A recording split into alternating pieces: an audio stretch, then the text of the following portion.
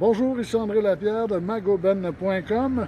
Comme je vous le disais, j'ai eu le plaisir d'avoir en entrevue deux des trois candidats à la mairie de Lac-Mégantic, soit Julie Morin et Ronald Martel. Ronald Martel, que l'on peut voir la vidéo.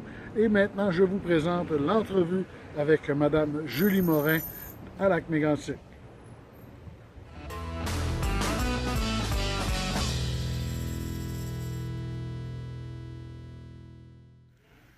Julie Morin, candidate à la mairie de Lac-Mégantic dans cette élection de 2017. Qui est Julie Morin? Julie Morin, c'est une femme impliquée dans la communauté. Depuis que je suis arrivée dans la région, en fait, je me suis beaucoup impliquée au niveau social. Je suis quelqu'un qui veut beaucoup, qui a des idées, qui est une rassembleuse. Moi, je suis arrivée dans la région il y a 8 ans. J'arrivais, en fait, j'étais attachée politique à ce moment-là pour l'Assemblée nationale du Québec. Donc, j'ai fait 4 ans à l'Assemblée nationale comme attachée politique et on est arrivé ensuite dans la région. Et j'ai fait mes études universitaires en communication où j'ai travaillé chez Cossette Communication Marketing avant, durant 4 ans également. Donc, c'est le bagage que j'ai amené ici. Puis, en fait, lorsque je suis arrivée, j'ai voulu mettre ça tout de suite au profit de la communauté. Ce que j'ai fait, j'ai 3 enfants, ils ont 8 ans, 6 ans et 5 ans. Ils sont maintenant tous à l'école, j'ai du temps à m'investir pour ma communauté. Et je suis également, mon conjoint est originaire d'ici, de Lac-Drolet plus précisément. Donc vraiment, c'est un attachement qu'on a à la région, puis j'ai envie de faire une belle différence pour ma ville. Maintenant, quand on parle, vous avez été conseillère 2 ans. Bien sûr. Vous sortez du mandat de 2 ans que vous avez reçu. Vous vous présentez. Pourquoi vous vous présentez comme mairesse? C'est une bonne question. Et en fait, c'est avec beaucoup de détermination que je le fais. C'est parce que j'ai des idées pour la ville. Je sais que j'ai des compétences que je peux mettre au profit de cette ville-là en rassemblant les gens autour des tables.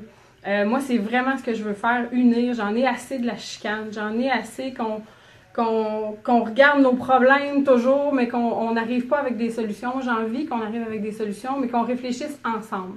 C'est pas moi toute seule qui veut faire ça. C'est vraiment, si c'est quelque chose qui a lieu avec le développement économique, on peut assurer nos partenaires, que ce soit la SADC, la Société de développement économique, Commerce Mégantic, la Chambre de commerce. Je pense qu'il faut s'asseoir avec les personnes. Je sais que je peux faire ça. Je sais que je l'ai prouvé dans les dernières années avec les différents projets dans lesquels je me suis impliquée. On parle de ville d'avenir, on parle qu'on veut attirer des jeunes familles.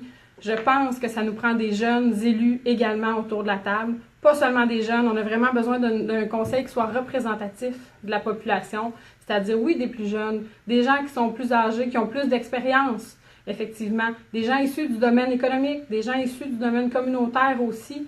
Et je pense que c'est la seule façon qu'on peut faire en sorte que nos citoyens, enfin, se retrouvent dans les décisions à l'hôtel de ville. Puis en tant que jeune femme impliquée, dynamique, j'ai vraiment envie de faire partie de cette table-là.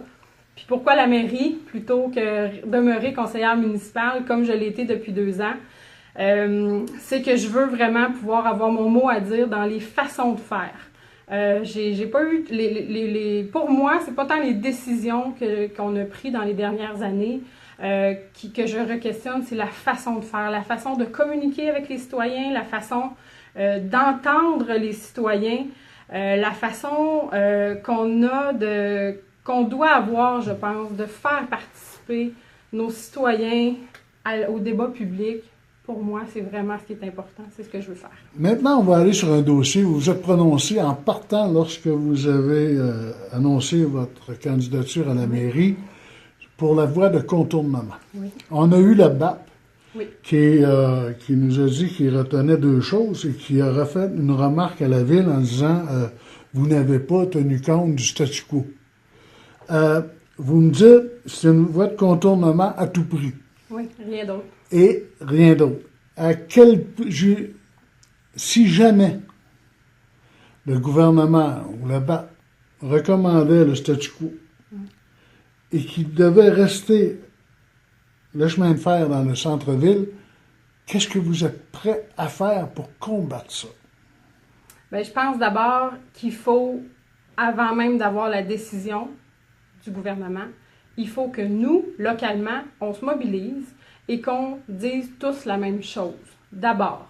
Mais on a eu un problème un peu avec, Oui, parce qu'il y avait des groupes qui étaient pour la voie de contournement. Oui. Puis à un moment donné, la ville s'est distancée de ces groupes-là. Ben, à un certain égard, mais tu sais, quand je parle qu'il y a eu des problèmes de communication, pour moi, je trouve qu'on n'a pas mobilisé les gens. On s'est pas assis autour de la table et qu'on soit pour, qu'on soit contre, il aurait fallu qu'on s'assoie tous ensemble puis qu'on essaie de comprendre pourquoi les uns sont pour, pourquoi les uns sont contre. Je pense qu'il est encore possible de le faire. Je pense qu'on doit le faire parce que le gouvernement, lui, c'est certain qu'il attend après ça. Après ça, le BAP a dit clairement dans le rapport qu'il y avait un enjeu de sécurité. Mm-hmm. Donc, quand on parle d'acceptabilité sociale en même temps que l'enjeu de sécurité, moi, je me dis, si les experts sont clairs qu'il y a un enjeu de sécurité, on doit aller de l'avant avec ça.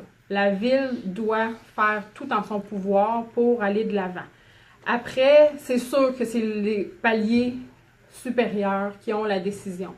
Moi, je pense que là, on est à l'étape où ce que nos paliers doivent s'affirmer, doivent nous dire c'est quoi leur intention. Mais avez-vous, je vous pose la question, je me fais l'avocat du diable, oui. Mais demain matin, le chemin de fer reste là, le gouvernement décide, avez-vous un plan B? Parce que tout ce qui a été fait pour le centre-ville, pour le nouveau centre-ville, le développement, ne contient pas de chemin de fer. Et si jamais il devait rester, est-ce que vous avez un plan B? Non. Non, je vais vous dire pourquoi. Parce que quand on prévoit un plan B, automatiquement, on lance le message qu'on ouvre la porte à un plan B. Et moi, je pense que la ville doit être ferme. On doit avoir une voie de contournement. Après, si c'est autre chose, on verra. Mais là, il faut revenir un peu en arrière, moi je pense, parce que le BAP a donné des orientations claires aussi, qu'on doit se mobiliser, on doit faire comprendre à la population les enjeux réels de la pente, de la courbe dans le centre-ville aussi. Puis si on ne fait pas ça, ben, on n'aura pas cette mobilisation dont on a besoin. Fait que moi je pense qu'il faut faire un pas en arrière, se rasseoir avec tout le monde, les municipalités, avec les gens de la Société de développement économique, avec les comités de citoyens, également, qui sont pour la sécurité et pour la voie de contournement. Et puis, ensemble, déterminer est-ce qu'on veut, oui ou non, une voie de contournement, prioritairement. Et ensuite, quand on se sera entendu sur le oui, on décidera où est-ce qu'elle va. On essaiera d'avoir les sous suffisants pour faire les études requises, par exemple, pour déplacer la voie où elle est placée actuellement par l'étude. Donc, je pense qu'il faut vraiment, avant, là, se questionner à la base, est-ce qu'on veut une voie de contournement? Et si oui, là, on travaillera sur un tracé. Maintenant, vous me parlez tantôt de vos priorités en tant que mairesse. Oui. Les priorités, on sait qu'à Lac-Mégantic, à l'heure actuelle, les employeurs vivent une crise. On ne trouve pas d'employés. Regarde, et on fait de la surenchère d'une entreprise à l'autre pour aller chercher des employés, ce qui n'est pas nécessairement bon pour toutes les entreprises. Qu'est-ce que vous avez comme projet? Parce que vous avez mentionné que d'ici 2025, que vous vouliez amener 1000 personnes à Lac-Mégantic. Oui. À part les prendre dans les cheveux, comment vous allez faire? Oui. Mais en fait, je pense que ça, c'est un objectif qui est très ambitieux, mais je veux juste rappeler qu'il entre dans le cadre du défi 2025, que déjà la région s'est donnée, la MRC du granit au complet. Tout ce que j'ai fait, c'est décortiquer, mettre ça au prorata du nombre de populations dans chacune des municipalités, puis comme ville-centre, sur les 8 prochaines années, c'est environ 1000 personnes que je pense qu'on peut avoir. Il y a différents moyens pour atteindre ça, ça c'est certain, et ça ne se fera pas toute seule, la ville de Lac-Mégantic toute seule, mais la ville doit se donner un objectif, et c'est de plusieurs façons, bien sûr. Déjà, il y a des programmes qui sont mis en place, qu'on peut bonifier, qu'on peut soutenir encore davantage au niveau de la promotion, qui sont, entre autres, Place aux jeunes, le programme Place aux jeunes du granit, et le défi Carrière Mégantic. Le défi Carrière Mégantic, c'est la plus grande campagne de recrutement qu'a connue la région. Je pense qu'il faut s'assurer que ça fonctionne, que ça donne des résultats positifs dans le temps également, au niveau de la rétention. Mais c'est aussi en changeant toute la culture de la ville. Il faut que nos citoyens deviennent des ambassadeurs. C'est pas juste en investissant des sous publics dans des campagnes de promotion où c'est vraiment pas seulement ça, mais si on retrouve chacun notre fierté, puis si on parle de notre ville avec passion, en croyant qu'on peut se relever, puis en croyant qu'on peut être plus fort, moi je suis convaincue que les jeunes professionnels qui sont à Québec, à Montréal, à Sherbrooke, dans les grands centres, vont avoir envie de venir se joindre à cette communauté-là qui est en action, qui est en développement, qui évolue. Je pense aussi que les jeunes qui sont originaires d'ici, s'ils voient leurs parents être bien, s'ils voient d'autres jeunes sortir du cégep, puis avoir des emplois qui sont vraiment stimulants, je pense que c'est une spirale finalement. C'est quelque chose, c'est pas tangible nécessairement, mais je pense que ça a son impact. On le voit avec Magog, par exemple, on le voit avec Bromont, où ce sont des municipalités qui se démarquent en termes de les projets qui se développent, en termes de fierté locale, de sentiment d'appartenance que les citoyens de ces villes-là ont. Puis je pense qu'à Lac-Mégantic, on a tout pour ça. On a les infrastructures nécessaires, on a les services, que ce soit l'hôpital, le centre sportif, que ce soit le cégep et plein d'autres services. Je pense qu'on a tout. Maintenant, il ne faut qu'être fier de ce qu'on a. Puis je pense qu'on peut y arriver, mais ça va se faire ensemble. Nos entreprises ont des emplois à offrir. On a la qualité de vie nécessaire. Il suffit de trouver les bons mots et d'en parler haut et fort, puis que les gens viennent chez nous. Je le vois au quotidien, mon travail en ce moment, c'est dans un organisme en employabilité et il y a des jeunes familles toutes les semaines qui arrivent. On va les mettre en avant pour que les gens citoyens réalisent, les gens de Lac-Mégantic réalisent que beaucoup arrivent et tout le monde ne quitte pas.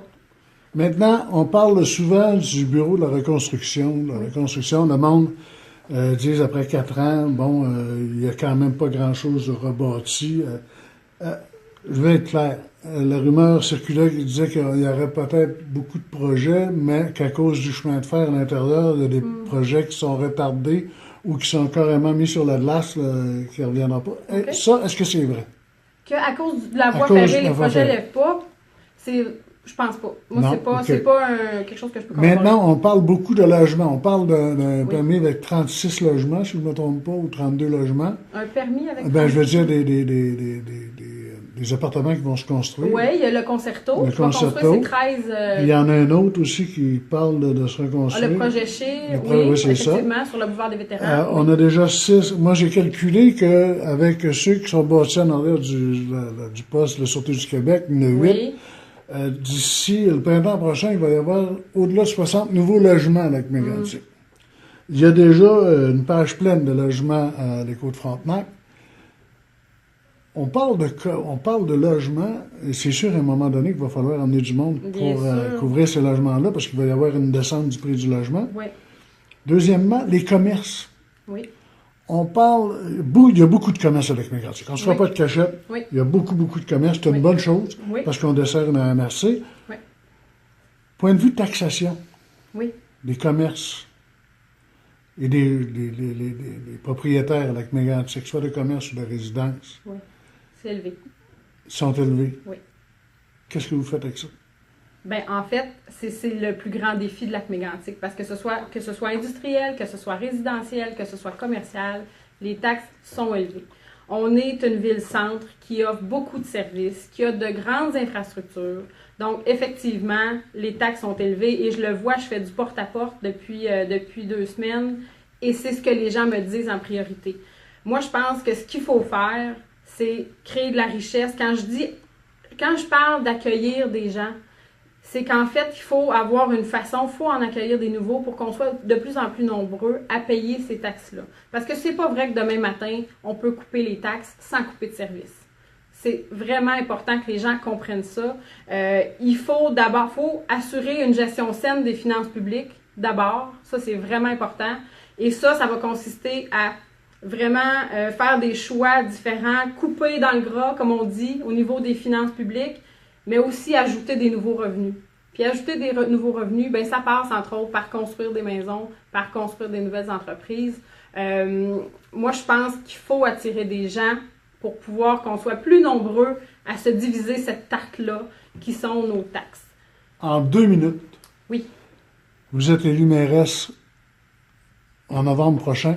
oui, Vos priorités comme mairesse dans la première année. super. Dans la première année, priorité pour moi, bien sûr, stimuler le développement économique et touristique. Économique d'abord, pour toutes les raisons dont on se parle depuis tantôt.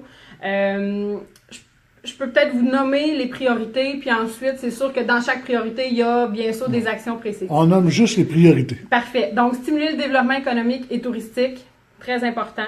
Assurer une saine gestion des finances publiques. Et ça, bien sûr, j'espère que tous les candidats vont avoir cette volonté-là. Je pense que autant stimuler le développement économique qu'assurer la saine gestion publique pour une ville, c'est comme pour un humain, respirer et manger, là. Après, c'est dans les idées que ça va faire la différence selon les candidats. Pour moi, quelque chose qui est très important, favoriser le développement durable et l'innovation. C'est déjà quelque chose qui est dans nos gènes de Méganticois. On a toujours été à l'avant-garde au niveau du développement, au niveau de l'environnement, au niveau du développement durable. Je pense qu'il faut tabler là-dessus. On ne peut pas s'en passer de toute façon. Également, je vais dire prioriser la transparence. On entend tellement parler de transparence et améliorer la vie démocratique.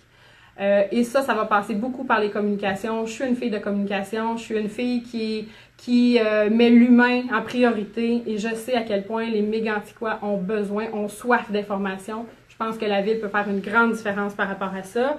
Et également maintenir la qualité de vie des citoyens à travers le développement social et culturel. Ça, c'est quelque chose qui est important aussi pour moi parce que s'il y a quelque chose qui fait qu'on est bien à Lac-Mégantic, c'est bien la qualité de vie, c'est bien les services. Au-delà du travail, on doit avoir une vie saine, des habitudes de vie. On a beaucoup de personnes âgées à Lac-Mégantic. On sait que la population, l'âge moyen est élevé à Lac-Mégantic. Alors, s'assurer que nos aînés soient bien, qu'ils aient des activités, que nos jeunes familles également avec les enfants. On a ça. Alors, moi, je me dis, il faut maintenir ça puis trouver des façons de bonifier davantage. Maintenant, je vous demanderai la question. On parle beaucoup du bureau de la reconstruction. Beaucoup de personnes même contestent le bureau de la reconstruction. Qu'est-ce que vous en pensez? En réponse peut-être dans 1 minute. Oui. Moi, je vous dirais rapidement que je pense qu'on conteste beaucoup le bureau, mais ce ne sont pas des personnes. Je pense qu'il faut peut-être plus revoir le mécanisme. C'est pas contre les personnes qu'il faut en avoir, c'est vraiment le mécanisme, comment la ville utilise cet outil. C'est un levier, le bureau de reconstruction.